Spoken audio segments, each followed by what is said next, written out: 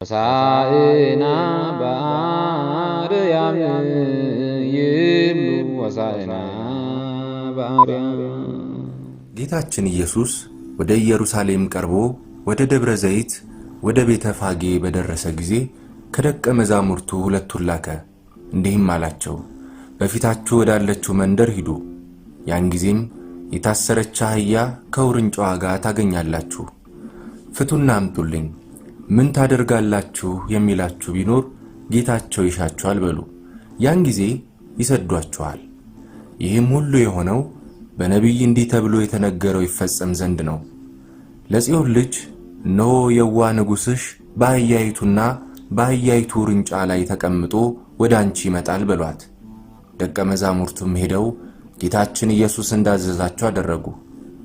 አህያይቱና ውርንጫዋንም አመጡለት፣ ልብሳቸውንም በላያቸው ጫኑ። ጌታችን ኢየሱስ በእርሱ ላይ ተቀመጠ። ብዙ ሕዝብም ልብሳቸውን በመንገድ ላይ አነጠፉ። ሌሎቹም ከዛፎች ጫፍ ጫፉን እየቆረጡ በመንገድ ላይ ያነጥፉ ነበር። በፊቱ የሚሄዱትና የሚከተሉት ሕዝብም ሆሳዕና ለዳዊት ልጅ በእግዚአብሔር ስም የሚመጣ ብሩክ ነው፣ ሆሳዕና በአርያም እያሉ ይጮኹ ነበር። ጌታችን ኢየሱስም ወደ ኢየሩሳሌም በገባ ጊዜ ከተማይቱ ይህ ማን ነው እያለች ታወከች። ሕዝቡም ይህ ከገሊላ ናዝሬት የመጣው ነቢዩ ኢየሱስ ነው አሉ። የማቴዎስ ወንጌል ምዕራፍ 21 ቁጥር 1 እስከ 11። ሰላም ለእናንተ ይሁን የልዑል እግዚአብሔር ቤተሰቦች። ይህ ዘወትር እሁድ ከምሽቱ 2:30 እስከ 3 ወደ እናንተ የሚደርስላችሁ የእውቀት ብርሃን ሰንበት ትምህርት ቤት ሳምንታዊ የራዲዮ መርሃ ግብራችን ነው። ቃል ኪዳን ሽፈራው ነኝ። መርሃ ግብሩን በመምራት ከኔ ጋር ተመስገን አጥላው አብሮኛል። እንደምን አመሸህ? እግዚአብሔር ይመስገን። እንዴት አመሸሽ? እግዚአብሔር ይመስገን።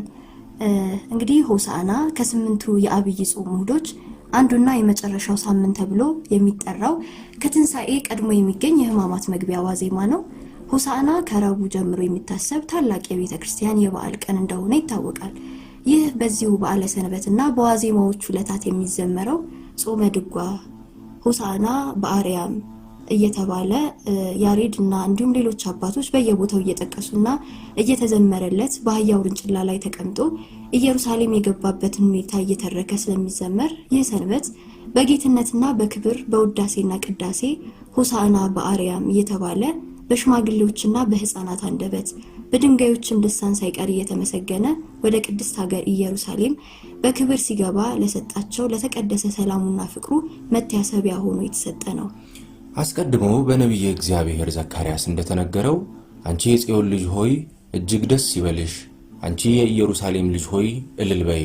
እነሆ ንጉሥሽ ጻድቅና አዳኝ ነው፣ ትሑትም ሆኖ በአህያም በአህያይቱም ግልገል በውርንጫይቱ ላይ ተቀምጦ ወደ አንቺ ይመጣል፣ ሰላምን ይናገራል በማለት እንደሚመጣና የሰላምንም ብስራት እንደሚያበስር ተናግሮ ነበር።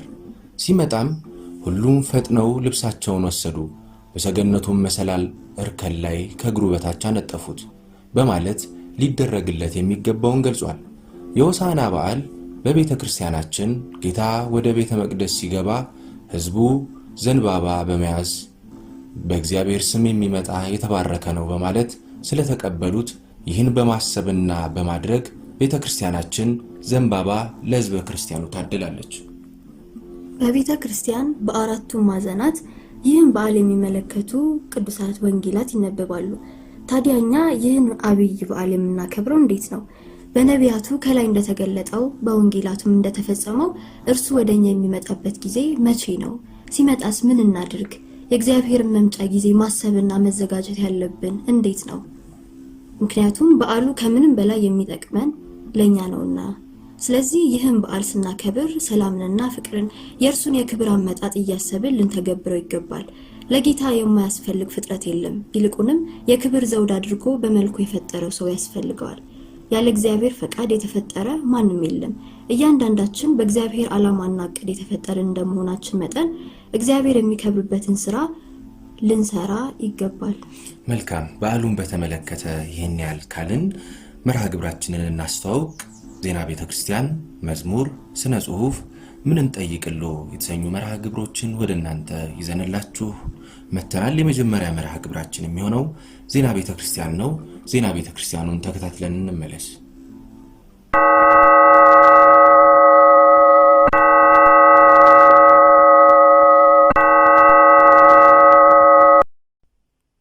ሰላም ለእናንተ ይሁን። ከዜና ቤተክርስቲያን ጋር ቃል ኪዳን ሽፈራው ነኝ። ብፁዕ ወቅዱስ አቡነ ማትያስ ቀዳማዊ ፓትርያርክ የዩናይትድ ስቴትስ ኦፍ አሜሪካ ተጠባባቂ አምባሳደርን በጽህፈት ቤታቸው ተቀብለው አነጋገሩ።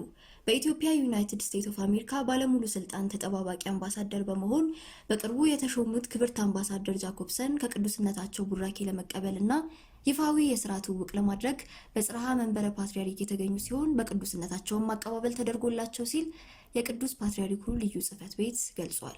ቅዱስነታቸው ከክብርት አምባሳደሯ ጋር በነበራቸው ቆይታ ባደረጉት የእንኳን ደህና መጡ ንግግር በኢትዮጵያ የሚቆዩበት ጊዜ ውጤታማ ተግባራትን ማከናወን የሚችሉበት ይሆን ዘንድ አባታዊ ምኞታቸውን ገልጸው በቡራኬ ሸኝቷቸዋል ብሏል ልዩ ጽህፈት ቤቱ።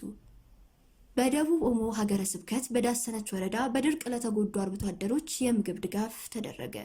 በኢትዮጵያ ኦርቶዶክስ ተዋሕዶ ቤተክርስቲያን በደቡብ ኦሞ ሀገረ ስብከት በዳሰነች ወረዳ በተከሰተው ተፈጥሯዊ የድርቅ ችግር ምክንያት በሺዎች የሚቆጠሩ ከብቶች የሞቱ ሲሆን በተለያዩ ቀበሌዎች የሚገኙ አርብቶ አደሮችም ለከፍተኛ ችግር ተጋልጠዋል።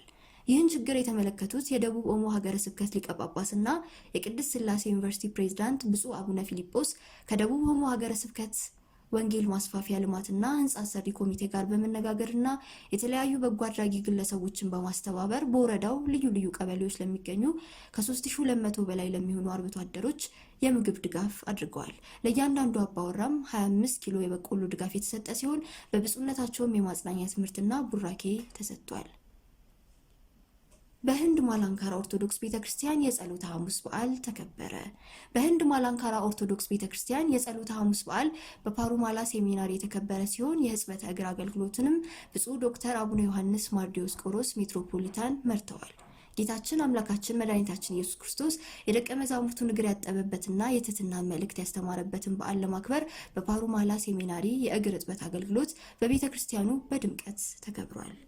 ለሰዓቱ የያዝነው ዜና ቤተክርስቲያን ይህን ይመስላል። ከቀሪ የእውቀት ብርሃን ሰንበት ትምህርት ቤት የራዲዮ መርሃ ግብር ጋር አብራችሁን ቆዩ።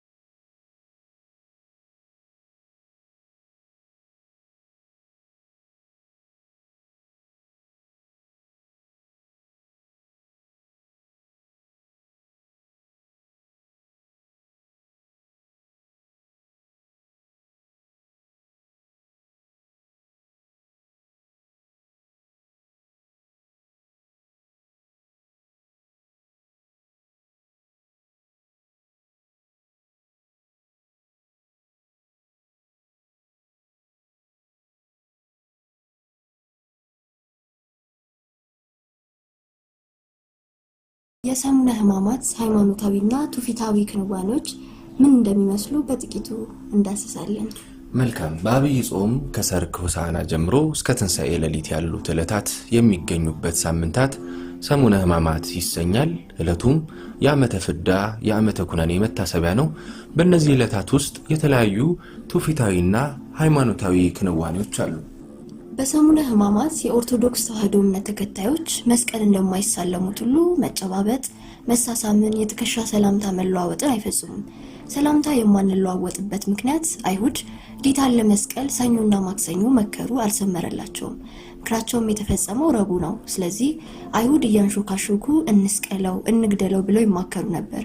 በዘመነ ፍዳ ወቅት ሰላምና ፍቅር አለመኖሩን የሚገልጽልን በመሆኑ ያንን ለማስታወስ ሰላምታ እንለዋወጥም፣ መስቀልም አንሳለምም። ሳምንቱ የክፋት ምክር የተመከረበት እንጂ የፍቅርና የደስታ ሳምንት የታየበት ባለመሆኑ ይህንን በማሰብ ሰላምታ እንለዋወጥም። አይሁድ ጌታን በጠላቶቹ ለማስያዝ እኔ የምስማው እርሱ ነው ያዙት ብሎ በሰላምታው ምልክት ሰጣቸው። ይህ ሰላምታ አምሃ ቅድሳት አይደለም፣ ተንኮል የተሞላበት እንጂ። የዲያብሎስም ሰላምታ ተመሳሳይ ነው። ሔዋንን ሰላም ለኪ ብሎ ነው ያታለላት። የይሁዳም ሰላምታ ሰይጣናዊ ነው። ስለዚህ ይህንን ወቅትና ሁኔታ ለማሰብ በሰሙነ ሕማማት ሰላምታ ልውውጥ የለም። ዛሬ እየተስተዋለ ያለው ይኸው ሰላምታ ያለመለዋወጥ ሁኔታ ስመ መሰረቱ ይህ ነው። ከጥንት ጀምሮ እዚህ ትውልድ ላይ ደርሷል፣ ይቀጥላልም። የሰሙነ ሕማማት ሃይማኖታዊና ትውፊታዊ ክንዋኔዎችን እንመለስበታለን። የእውቀት ብርሃን ሰንበት ትምህርት ቤት ዕለቱን በተመለከተ ዝማሬ ያዘጋጅተውልናል። ተከታትለን እንመለስ።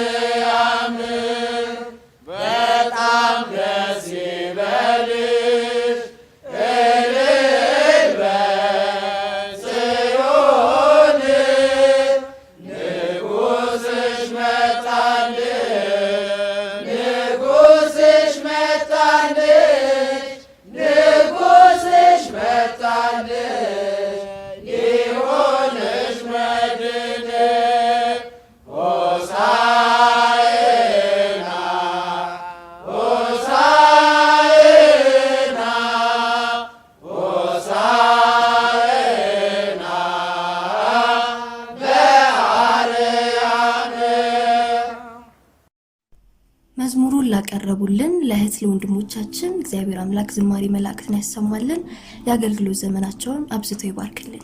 አሜን። የሰሙነ ሕማማት ሃይማኖታዊና ትውፊታዊ ክንዋኔዎች ከሆኑት ውስጥ አንዱ ሕጽበተ እግር ነው። ጌታ በፍጹም ትህትና የደቀ መዛሙርቱን እግር ያጠበበት፣ ከሐዋርያት ጋር ግብር የገባበትና የክርስትና ሕይወት ማህተም የሆነውን ምስጢረ ቁርባን ያከናወነበት ዕለት ነው። ጸሎተ ሐሙስ ሕጽበተ እግር ጌታችን በዚህ ዕለት እናንተ ለወንድማችሁ እንዲሁ አድርጉ ለማለት የደቀ መዛሙርቱን እግር በማጠቡ ምክንያት የተሰጠ ምሳሌ ነው። ይህም የሚያሳየው እኔ ለእናንተ እንዳደረግኩ እናንተ ደግሞ ታደርጉ ዘንድ ምሳሌ ሰጥቻችኋለሁና እውነት እውነት እላችኋለሁ ባሪያ ከጌታው አይበልጥም፣ መልእክተኛውም ከላካው አይበልጥም። ይህም ብታውቁ ብታደርጉም ብፁዓን ናችሁ። የዮሐንስ ወንጌል ምዕራፍ 13 ቁጥር 16 እስከ 17 በማለት ትህትናውን አሳይቷል።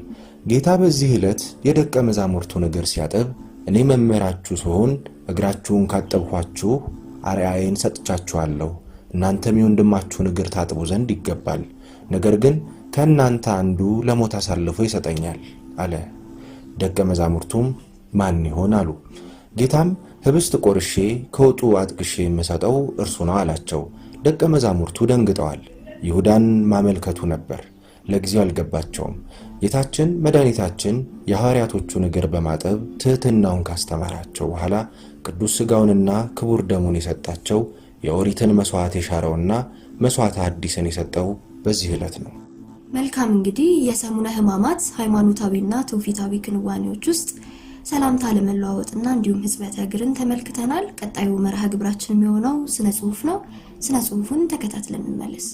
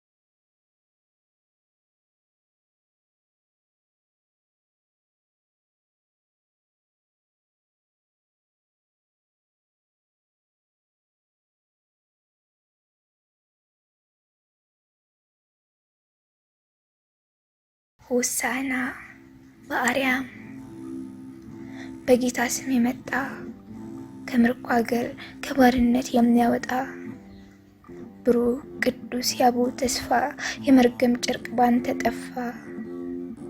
የነቢያት ትንቢት የጽድቃቸው ዜና የሕይወት እንጀራ የእስራኤል መና ቃል ከስጋ ጋር በተዋህዶ ጸና። በሰማያት የተከለልክ የተጋረድክ በደመና በምድር ላይ ተመላለስክ ታየህ በጎዳና። አላዋቂ በማስተዋሉ ተደገፈ በጥበብ አመነ። የዚህ ዓለም እውቀት ግን በእውነት ከንቱ ሆነ። በማህበር በጉባኤ መካከል ተገለጠ። የዋህ ሆኖ የጽዮን ልጅ በአህያ ላይ ተቀመጠ። ከሕፃናት ከሚጠቡ አፍ ምስጋናን አዘጋጀ። ከንፈሮቻችንን ለምስጋና አንደበታችንን ለዝማሬ ከፈት። እኛም ልጆች ይዘን ዝንጣፊ ዘንባባ በሐሴት ተመልተን አሸብርቀን እንዳበባ የሰላም ንጉሥ መድኃኔዓለም ስለ ስምህ ተቀኝተናል። ሆሳዕና በአርያም።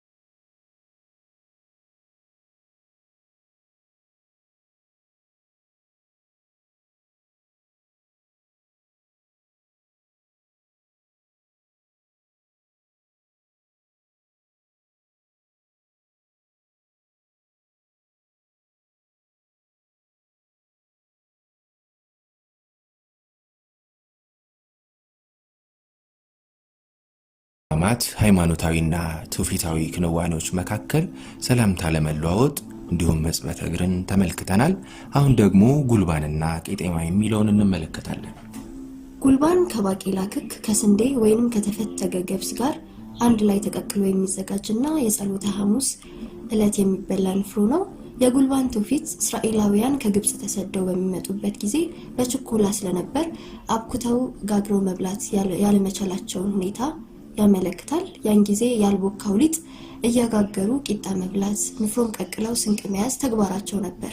ይህን ለማሰብ በሰሙነ ሕማማት ቂጣና ጉልባን በማዘጋጀት በዓል ይታሰባል። በጸሎተ ሐሙስ ይህንን መሰረት በማድረግ የሚዘጋጀው ጉልባን እንዲሁም ቂጣ ጨው በዛ ተደርጎ ይጨመርበታል። ጨው ውሃ የሚያስጠማ በመሆኑ የጌታን መጠማት ያስታውሳል። ይህ ትውፊታዊ ስርዓት በእስራኤላውያን የመጣ ሲሆን በኢትዮጵያ አብዛኛዎቹን የትውፊት ክንዋኔዎች የብሉይ ኪዳን መነሻ ስላላቸው ስርዓቱ ዛሬም ይከበራል። መልካም እንግዲህ የመጨረሻ መርሃ ግብራችን ምን እንጠይቅልዎ የተሰኘው ይሆናል።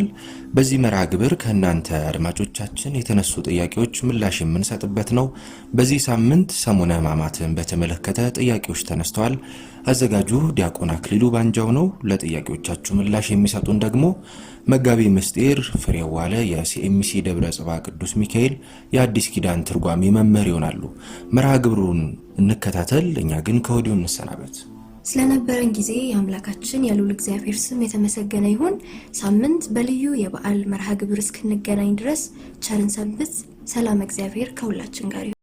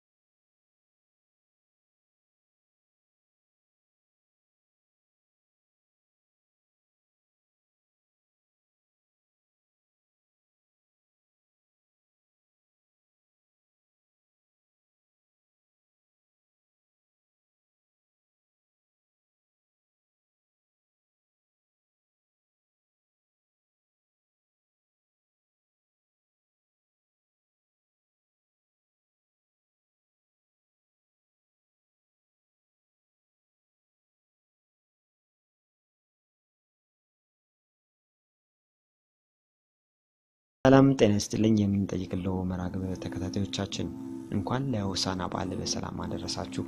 በዛሬው የምንጠይቅልዎ መርሃ ግብራችን ከናንተ የተነሱ ጥያቄዎችን ለመመለስ የሲኤምሲ ደብረ ጽባ ቅዱስ ሚካኤል የአዲስ ኪዳን መምህር የሆኑት መጋቢ ምስጢር ፍሬው ዋለ እዚህ አጠገብ ይገኛሉ።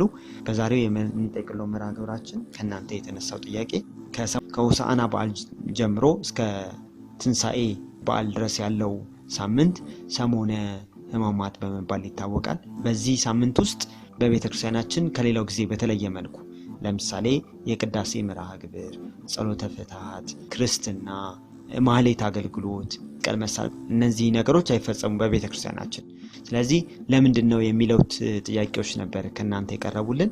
እንግዲህ መምህራችን እነዚህን ማብራሪያ እንዲሰጡን ነው የጋበዝነዎት። ወደ ማብራሪያው እንሂድ። አመሰግናለሁ። እንግዲህ ሰሙነ ሕማማት የሚለው ቃል ሰሙን ማለት ያው ሳምንቶች ማለት ነው። ሕማማት መከራዎች ማለት ነው። ይህም እንግዲህ በአስቀድሞ በትንቢት ጌታችን ገና ወደ መስቀል ሊወጣ 700 ምናምን ዓመት ሲቀረው ኢሳይያስ በምዕራፍ 53 ቁጥር 4 ላይ በእውነት ደዌያችንን ተቀበለ ሕማማችንም ተሸክሟል፣ ስለ መተላለፋችን ተሰቀለ፣ በእርሱም ቁስል እኛ ተፈወስን ብሎ ትንቢት አስቀድሞ ተናግሯል። ይህ ትንቢትም በዓመተ ዓለም በ5534 ዘመን ተፈጽሟል። በዓመተ ምሕረት ደግሞ በ034 ማለት ነው ተፈጽሟል። ስለዚህ ያ የተፈጸመው በዕለተ ዓርብ ስለሆነ ከዕለተ ሆሳዕና ማግስት ከሰኞ ጀምረን እስከ ዓርብ ድረስ የጌታችን የመድኃኒታችን ኢየሱስ ክርስቶስን መከራ መስቀሉን በአይሁድ የደረሰበትን መከራዎች ሁሉ የምናስብበት በመሆኑ ሰሙነ ሕማማት ይባላል። ሰሙን ሳምንት ማለት ሲሆን ሕማማት መከራዎች ማለት ነው እና የጌታ መከራዎች የሚነገሩበት ያ እየታሰበ በጾም በጸሎት በስግደት እግዚአብሔርን የምናመሰግንበት ሳምንት ማለት ነው ሰሙነ ሕማማት ማለት።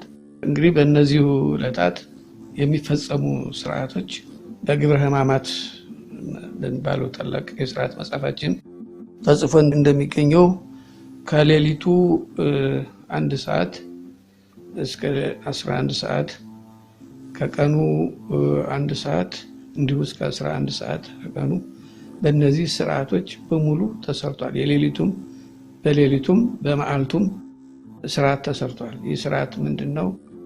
ካህናት በቤተ ክርስቲያን ተሰብስበው ዳዊት እንዲጸልዩ፣ ውዳሴ ማርያም እንዲጸልዩ፣ ከዚያ በኋላ የተነበቡት ከሐዲሳትም ከብሉያትም ተውጣጥተው ያሉትን መጻሕፍት ወይም በግብረ ሕማማት የተጻፉት መጻሕፍት እያነበቡ የጌታን መከራ ነገሮችን የሚያነሱ የሚያወሳሱ ጌታችን ለሰው ድነት ያደረጋቸው በትንቢት የተነገሩትን በኋላ በአዲስ የተፈጸሙትንም ነገሮች የሚያነሳሱ መጻሕፍትን እየተነበቡ እየተተረጎመ ለሕዝብ ይነገራል እና ይህን የምናደርግበት ሳምንት ነው።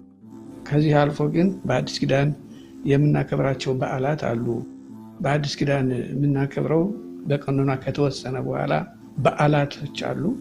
እኛ የምናከብራቸው በብሉይ ኪዳን የነበሩ በዓላት አሉ። እነሱም ከዕለተ ቀዳሚት ጀምሮ እንግዲህ አይሁድ የሚያከብሯቸው የዳስ በዓል፣ የእሸት በዓል እና የፋሲካ በዓል ብለው የሚያከብሯቸው በዓሎች አሉ። ፋሲካ የሚሉት ከግብፅ ወደ ከነአን የተሻገሩበትን ባይተከፍልላቸው የተሻገሩበትን ነው።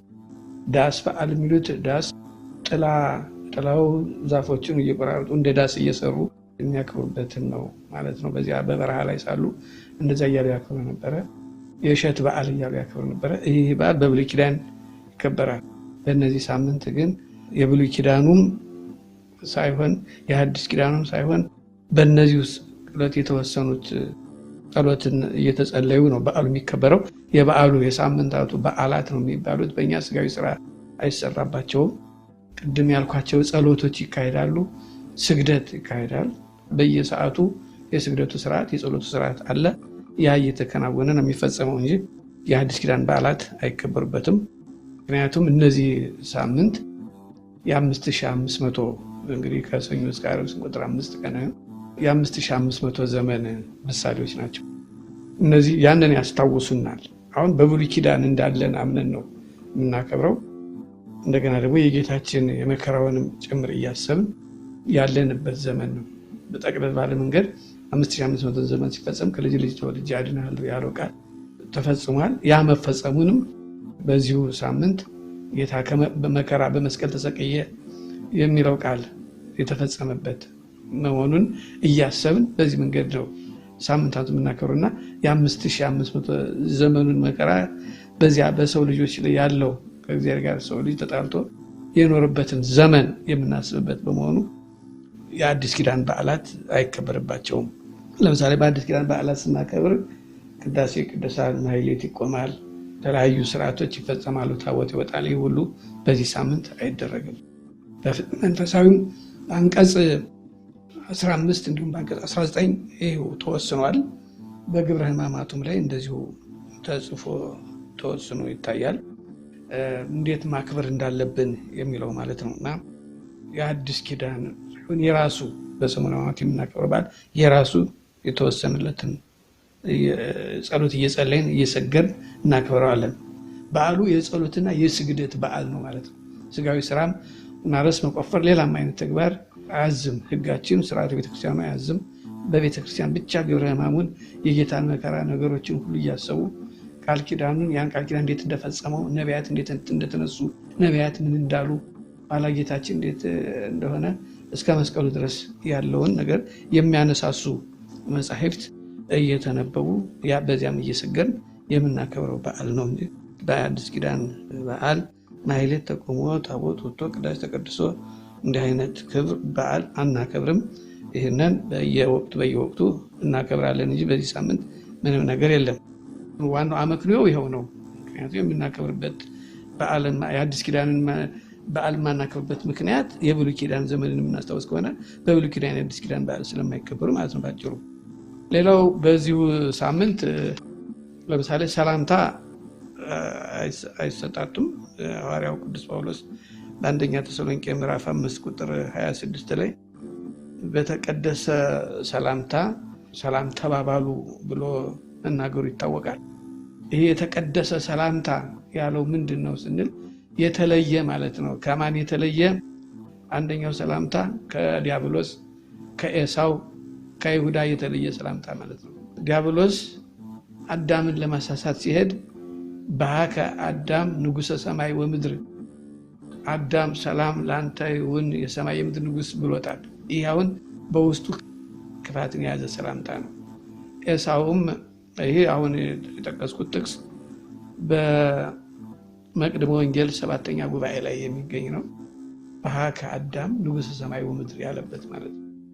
እና በዚያ ይሄ አይነት ውስጡ ተንኮልን የያዘ ሰላምታ ስለሆነ ነውና የተቀደሰ ሲባል የተለየ ከነዚህ የተለየ ሰላምታ ነው መሰጠት ያለበት። ቀጥሎ ደግሞ ኤሳውም በዚህ በዘፍጥረት ምዕራፍ 33 ከቁጥር 5 ጀምሮ ስናየው ኤሳው ያዕቆብን አቅፎ ስሞታል። ያ የተንኮል ስለነበረ እንደዚያ አይነት ሰላምታ አለ። ከዚያ በተለየ ለማለት የተቀደሰ ይላል። ይሁዳም ደግሞ ጌታችን ኢየሱስ ክርስቶስን ዶ በሃከ ረቢ መምህር ወይ ሰላም ላንተ ይሁን ብሎ ስሞታል። እኔ የምስመው እሱን ያዙት ብሎ በምልክት ነግሮ ሲያበቃ ይሄንን ነገር ነው። ይሄ ሁሉ የተንኮል ሰላምታ ነው። ስለዚህ በዚህ ሳምንት ሰላምታ ማንሰጣጥበት የዚህ አይነት ሰላምታ እንዳይሆንብን ነው። የነ ዲያብሎስን የነ ኤሳውን የነ ይሁዳን ሰላምታ አይነት እንዳይመስል ለማስታወስ ያህል አንሳሳምም። ራቅ ብለን ጎንበስ ተባብለን ልንል እንችላለን። ቀርቦ መሳሳም ግን አይቻልም። ጌታችን ይሁዳ ሳመው ነው የሚለው። በሃከ ረቢ ብሎ ሄዶ ሳመው። መምህር እንዴት አደርክ እንዴት አልክ እንዴት ሰነበት ብሎ ሄዶ ስሞታል። ይህ አይነት ማሳሳም ወደዚያ እንዳይሄድብን ለማድረግ ነው ይህን ሰላምታ ማነሰጥ እና ማስታወሻ ከቂም ከበቀል ከክፋት የጸዳ ሰላምታ እንጂ እንዲህ አይነት እንዳይሆን እና በዚህ ሳምንት ይሁዳ ጌታችን ያሳዘው በመሳምነው ጉዳዩ ተፈጽሞ ሐሙስ ዕለት ነው። ሐሙስ ማታ ነው ሄዶ ሰላምታ የሰጠው። ግብራም የሚከለክለው ሐሙስ ማታ ነው። ነገር ግን አባቶቻችን ሳምንቱኑ ይከለክሉታል። ለምን? እንዲሁ ህሊናችን እኛ ከቂም ከበቀል ላንነጻ እንችላለን። ሳንነጻ ሰላም ስንባባል የነ ዲያብሎስ የነ ይሁዳና የነ ኤሳው ሰላምታ ይሆንብናል ብለው ከልክለውታል ማለት ነው በስርዓታችን። ሌላው አሁን ለምሳሌ በአዲስ ኪዳን ክብረ በዓላት አይከበሩም ካልኩኝ ለምሳሌ አሁን በሰሙነ ሕማማት ውስጥ በፍትሐ መንፈሳዊ በተጻፈው መሰረት የማይሰገድባቸው በዓላት አሉ። ለምሳሌ የእመቤታችን፣ የባለ እግዚአብሔር፣ የሚካኤል እነዚህ የግዝት በዓላት ናቸው እና በእነዚህ ውስጥ ስግደት አይሰገድም ይላል ፍትሐ መንፈሳዊ። ነገር ግን በሌላ ቀን እንጂ በዚህ ቀን ያለውን አይመለከትም። ምክንያቱም ይህ ሳምንት ቅድም እንደዘረዘርነው የሐዲስ ኪዳን በዓል የምናከብርበት ሳምንት አይደለም። በጾም በጸሎትና በስግደት ብቻ በዓሉን የምናከብርበት ሳምንት ነው እንጂ የአዲሱን ኪዳን አምጥቶ እዚህ ከሆነ ቅዳሴውም ማህሌቱም ይቆም እንደማለት ስለሚሆን በዚህ ቀን አይሰገድም ማለትም የስንፍና ቋንቋ እንጂ ህጋዊ ቋንቋ አይደለምና በሌላ ቀን ከዚህ ሳምንት ውጭ ባለው ልክ ነው። ያም ቢሆን እንደውም በፍትሐ መንፈሳዊ እንደተጻፈው ግዝት የለውም። በዚህ ስግደቱ ግዝት የለውም። ለምሳሌ እሑድ ቀንም ቢሆን አንድ ሰው አንድ ምሳሌ ሲሰጡ ባህታዊ ጾር ቢነሳበት ሰግዶ ያርቀው ይላል። የዝሙት ጾር ቢነሳበት ሰግዶ ያርቀው ይላል። ስግደቱ አይሰገድም ብሎ ቁጭ ብሎ መዋል የለበትም። ያ የመጣበትን ጦር በዚያ ማስወገድ መቻል አለበት። በሰሙነ ሕማማት አይሰገድም ተብሎ የተሰራ ስራ የለም። የሌለውን ስርዓት ማፍጠር ደግሞ ስንፍና ነው እንላለን። እሺ መምህራችን ጥሪያችንን አክብረው ከምእመናን የተነሱ ጥያቄዎችን ወደ ምእመናን ለማድረስ እዚህ አጠገባችን ስለተገኙ በእግዚአብሔር ስም ከልብ እናመሰግናለን። እንግዲህ ሳምንቱ የክርስቶስን ሕማሙን፣ ሞቱን፣ መከራውን የጌታችን የመድኃኒታችን ኢየሱስ ክርስቶስን መከራውን፣ ሕማሙን፣ ሞቱን የምናስብበት የደረሰበትን መከራ የምናስብበት ሳምንት ነው። ከሌላው ጊዜ በተለየ በጾም በጸሎት በስግደት ይበልጥ እንድናሳልፍ መልእክታችን ነው። ካም ሳምንት እንዲሆን እንመኝላችኋለን። ቸርን ሰንበት።